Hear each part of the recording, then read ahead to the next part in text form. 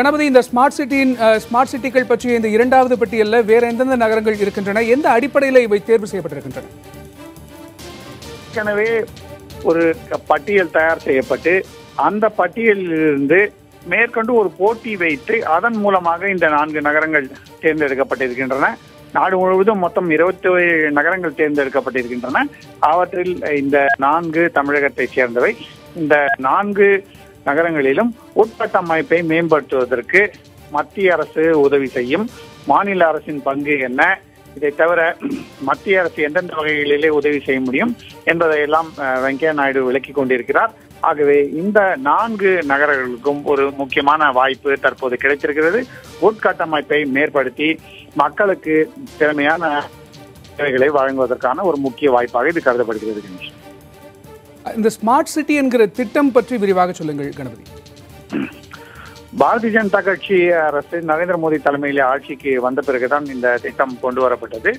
நகரங்களிலே உட்கட்டமைப்பு வலுவாக இருக்க வேண்டும், மக்களுக்கு சேவைகள் சரியாக கிடைக்க வேண்டும் என்பதற்காக போக்குவரத்து, தொலைத்தொடர்பு, கட்டணங்களை செலுத்துவதில் சுலபம் போன்ற பல்வேறு விதமான வரிசைப்படி நகரங்களை முறைப்படுத்தி அதில் ஒரு போட்டியை வைத்து அதில் எந்தெந்த நகரங்கள் சிறப்பான திட்டங்களை அளிக்கின்றனவோ அவற்றுக்கு மத்திய அரசு மற்றும் மாநில அரசு மூலமாக உதவிகளை கொடுத்து அவர்களை ஒரு நவீன நகரமாக மாற்றுவதற்கான ஏற்பாடுதான் இந்த திட்டம். இந்த திட்டத்தின் மூலமாக ஒவ்வொரு கட்டமாக நகரங்கள் தேர்ந்தெடுக்கப்பட்டு வருகின்றன. அந்த நகரங்களுக்கு மத்திய அரசும் சரி மாநில அரசும் சரி சமமான அளவிலே நிதி உதவி செய்து பின்னர் அந்த நகரங்கள் தாங்களாகவே எந்த அளவுக்கு நிதியை திரட்ட முடியுமோ அதையும் திரட்டி உட்கட்டமைப்பை மேம்படுத்த வேண்டும். இதுதான் இந்த திட்டத்தின் முக்கிய அம்சங்களாகும்.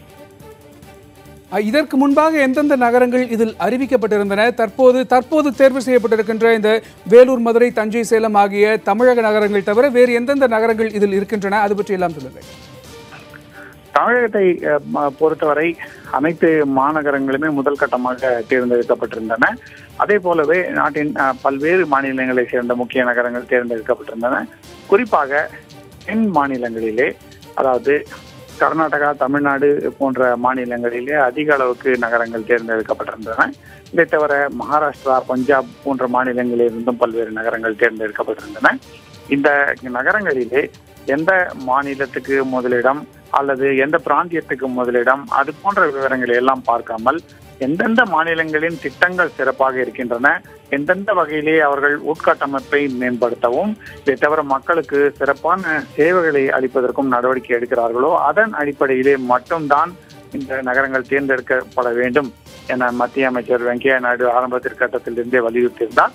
ஆகவே அதே அடிப்படையிலே தேர்வு நடைபெற்று ஒவ்வொரு கட்டமாக தற்போது அறிவிப்புகள் வெளியிடப்பட்டு கொண்டிருக்கின்றன.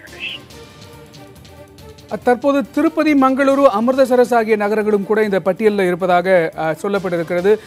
இந்த திட்டத்தின் தொலைநோக்கு பார்வை என்ன? இது இந்த நகரங்களுக்கு எந்த மாதிரியான சேவைகள் வழங்கப்படும்? நீங்க ஏற்கனவே சொல்லியிருந்தீங்க உட்கட்டமைப்பு அப்படின்னு சொல்லியிருந்தீங்க. உட்கட்டமைப்பு தவிர வேறு எந்தெந்த சேவைகள் எல்லாம் இந்த நகரங்களில் மேம்படுத்தப்படும்?